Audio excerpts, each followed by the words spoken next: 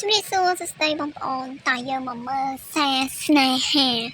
យើងក៏អត់ដឹងដែរថាសារស្នេហានេះនឹងនិយាយអំពីអ្នកដែលនៅក្នុងឋានៈឬក៏ស្ថិតអ្វីចូលអ្នកទាំងអស់គ្នាអធិដ្ឋាននៅក្នុងចិត្តសូមឲ្យសារនេះ matching ជាមួយនឹងស្នេហាឬក៏តំណែងតំណងរបស់បងចឹងយើងទៅអ៊ុតមើលទាំងអស់គ្នាហើយបើប៉ះសារល្អបងអាច claim energy បានចាយើងយកបច្ច័យទៅធ្វើបន់ឆ្លងឆ្នាំទាំងអស់គ្នាចឹងខ្ញុំសូមមើលថាតើនៅក្នុងចិត្តរបស់គេគណៈពេលនេះកំពុងតែកើតអ្វីឬក៏ក្នុងឆ្នាំថ្មីនេះអាចនឹងលុតជង្គង់សុំអ្នកដែលមានគូអាចនឹងលុតជង្គង់សុំរៀបការដែរឬទេ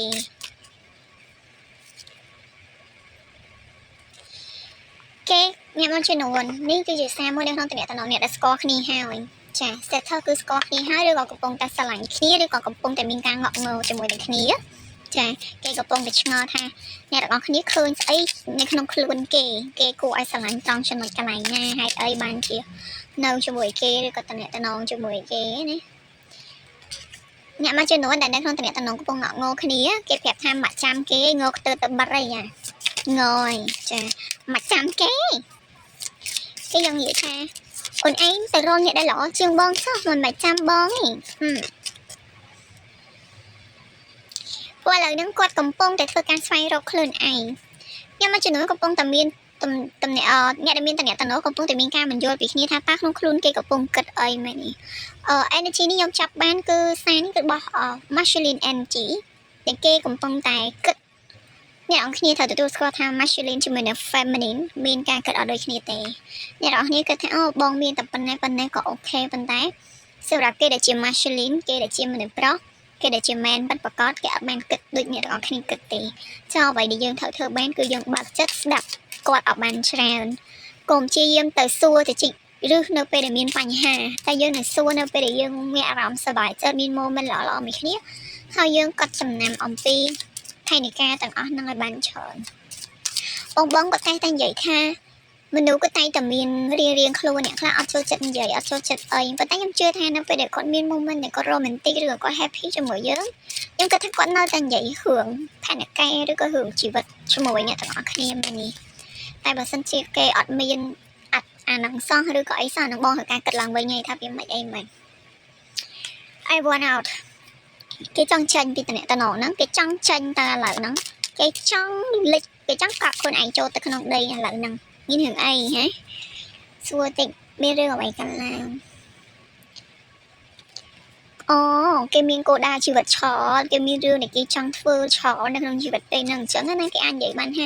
គេអត់ត ready សម្រាប់គិតនៅក្នុងតំណែងស្នេហានេះទេគេមានការងារឬក៏បេសកកម្មរបស់គេឆមែនតើនៅក្នុងការធ្វើ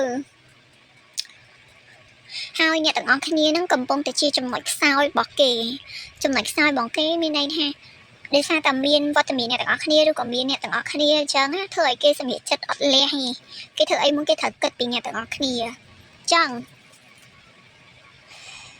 ខ្ញុំសូមមកស្លឹកទៀតសួរចំនួនអ្នកទាំងអស់គ្នាថាតើបន្តពីឃើញសារនេះហើយតំណែងហ្នឹងគឺមិនឲ្យប៉ັດប្រកាសតើយើងគួរធ្វើមិនជាមួយគេឬក៏យើងគួរឲ្យពេលវេលាគេឬក៏មិន Love is crazy ស្នេហាគឺឈួត Love is blind ចាដូច្នេះហើយ energy ឡើងនេះខ្ញុំចាប់បានគឺថាអំពើអ្នកដែលកំពុងតែនៅរៀនហើយនិងអ្នកដែលកំពុងតែធ្វើការចាអត់តមានលំនឹងច្បាស់លាស់អញ្ចឹងខ្ញុំសូមជាមួយនឹង Heaven's Destiny វិញតើ Spirit ឬក៏ Universe មានអ្វីចង់ប្រាប់អ្នកទាំងអស់គ្នាឬក៏ confirm អ្នកទាំងអស់គ្នាបន្ថែមទៀតអំពីតំណែងមួយនេះឬក៏អ្នកទាំងអស់គ្នាគួរធ្វើមិននៅក្នុងរឿងមួយនេះជាបន្តទៀត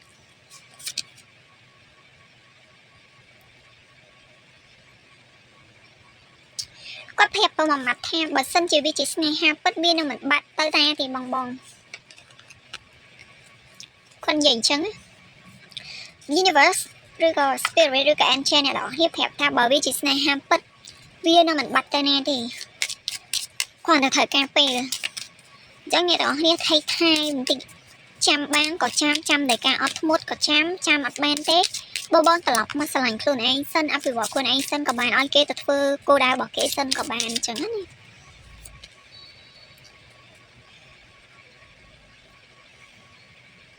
ព្រោះអនាគតរវាងអ្នកទាំងពីរគឺអាស្រ័យទៅលើការជឿរបស់បងខ្លួនឯងបើបងជឿថាគេល្អគេជារបស់បងគេស័ក្តិសមជាmasculine នៅក្នុង family របស់បងគឺវាត្រូវទៅជួបគឺត្រូវតែបែនផ្លែផ្កាចឹងហ្មងណាបងចាព្រោះអីគាត់នឹងពេលដែលគាត់បាន everything ឬក៏ជីវិតរបស់គាត់ឬក៏គោលដៅជីវិតរបស់គាត់ឬក៏ passion របស់គាត់នឹងដល់ចុងបញ្ចប់គាត់នឹងត្រឡប់ក្រោយមកមើលវិញថាតើយើងនៅកន្លែងដើមឬក៏អត់នៅចាំគាត់ឬក៏អត់នៅធ្វើអីនៅជាបែបរបស់យើងអញ្ចឹងដល់ពេលហ្នឹងបើសិនជាអ្នកនរគ្នាស្រឡាញ់គ្នានៅស្រឡាញ់នៅមាន memory ល្អគិតថាគេល្អដែរហើយគេគ្រាន់តែចេញទៅដើម្បីធ្វើអនាគតរបស់គេហើយអ្នកនរគ្នាបើកចិត្តជាមួយគ្នាបានក៏បន្តលើក្រោយនេះខ្ញុំធម្មតាខ្ញុំឃើញគឺតែងតែដល់ក្រោយហីចាពួកអ្នកមកជំនួនក៏គាត់ឆ្លងកាត់ជាមួយនឹងអារម្មណ៍ដែលឈឺចាប់នៅក្នុងទំនាក់ទំនងនឹងដែរហើយឥឡូវនេះគាត់ចាប់ផ្ដើមរកសន្តិភាពអត់ផ្លូវចិត្តគាត់ឃើញហីគាត់ដឹងថា peace man គឺជាអីហីហើយអ្នកមកជំនួនទៀតក៏ព្រមទទួលស្គាល់ការពិតចាទទួលស្គាល់ការពិតថាខ្លួនឯងគឺសំខាន់អ្នកមកជំនួនទៀត peace រហូតដល់ភាវៈមួយដែលដឹងថា soul connect របស់ខ្លួនឯងនៅណា soul connect កំពុងធ្វើអីរបៀបថាយើងឆាប់បាត់លក្ខណៈ soul connection គ្នាបានណាឬ twin flame twin ray ចឹងណាបងគេធ្វើអីក៏យើងដឹងគេឈឺចាប់ក៏យើងទទួលបានអារម្មណ៍នឹងគេសប្បាយចិត្តក៏យើងទទួលបានអារម្មណ៍នឹងខ្ញុំឃើញច្រើនគូហើយដែលគាត់ទទួលបានអារម្មណ៍គ្នាទៅវិញទៅមកហើយបើតាមរាល់ថ្ងៃអត់មានចៃគ្នាដែលសេដ្ឋកិច្ចអន់សពូនចិត្តឬក៏អ្នកខ្លះគេហៅខ្មើដាក់គ្នាអញ្ចឹងណាប៉ុន្តែគាត់ដឹងអារម្មណ៍ថាអូគេសុខសប្បាយអូគេកំពុងតែមិនស្រួលខ្លួនមួយពីបែបបងរលកសញ្ញារបស់ពួកគាត់ពិតជាខ្លាំងមែនតើចាអាហ្នឹងគេហៅថា soul connect គ្នាបងអញ្ចឹងអ្នកទាំងអស់គ្នាអាចនៅក្នុងភាវៈដែលសមាធិនៅក្នុងភាវៈមួយដែល peace balance ហើយព្យាយាមចាប់យករលកសញ្ញា connect ខ្លួនឯង connect soul ខ្លួនឯងទៅជាមួយនឹង soul របស់អ្នក soul របស់ដៃគូអ្នកទាំងអស់គ្នាមើលហើយអ្នកទាំងអស់គ្នានឹងឃើញចម្លើយថាតើពួកគេជាគូ twin flame របស់អ្នកទាំងអស់គ្នាឬក៏អត់តើពួកគេជា soul connect របស់អ្នកទាំងអស់គ្នាពិតប្រាកដឬក៏អត់តែបើសិនជាបងថាធ្វើហើយតែខ្ញុំនៅតែអត់ច្បាស់បងត្រូវការបំភ្លឺអំពី universe ក៏បងអាចចូលមកមើល twin flame message បានដែរចា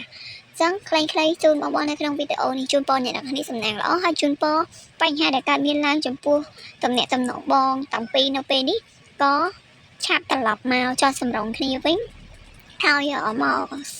កស្គាល់អំពីបេះដូងឬក៏មកយល់អំពីបេះដូងរបស់ខ្លួនឯងសងខាងទៅវិញទៅមកថាពួកយើងស្រឡាញ់គ្នាពួកយើងអ្នកទាំងពីរស្រឡាញ់គ្នាហើយត្រូវការគ្នានៅបែបសូកាន់តែជាមួយគ្នាពិតប្រាកដចាអញ្ចឹងអស់ហើយខ្លីៗជូនបងខ្ញុំយក energy វិជ្ជមានតាមគណនីដែលមាននៅខាងលើបាយបាយ